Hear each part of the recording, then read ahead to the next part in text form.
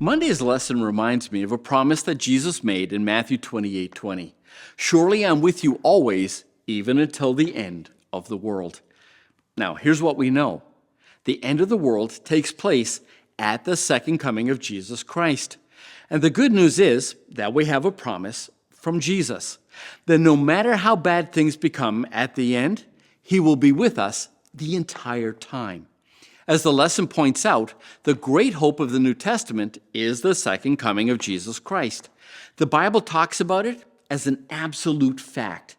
They've estimated that 1 in every 25 verses in the Bible talks about the second coming of Jesus. Now, we have a saying here in North America, it's always darkest just before the dawn, meaning that things seem to get worse, before they get better. Again, the Bible is clear on this point. Things will indeed get worse before they get better. The question is, how will we respond when things actually become worse, especially during the 7 last plagues? Well, here's what we know. At that time, the world will be divided into 2 groups. In one group, you have those who are lost. They have chosen to follow the beast, they have received his mark, and now they worship a false god on his false day of worship.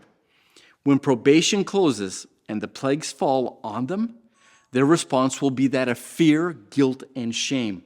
And as such, they will have a sense of impending doom and eternal condemnation. Well, that's the first group. Then you have another group who have followed the Lamb wherever he goes. They love and obey him so much so, they would rather die than sin against him. They have God's name written on their foreheads because they have his character of love in their hearts.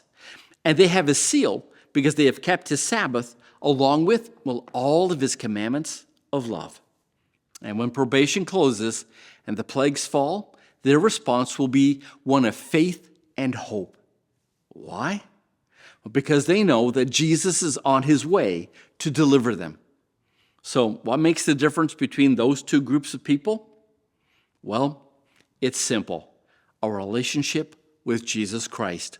Those who have a relationship with Christ will worship, obey, and love him. And the other group?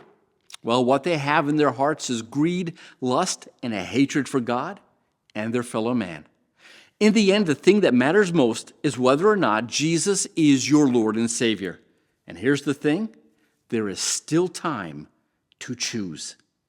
That was our nugget for today. Please have a look at your lesson.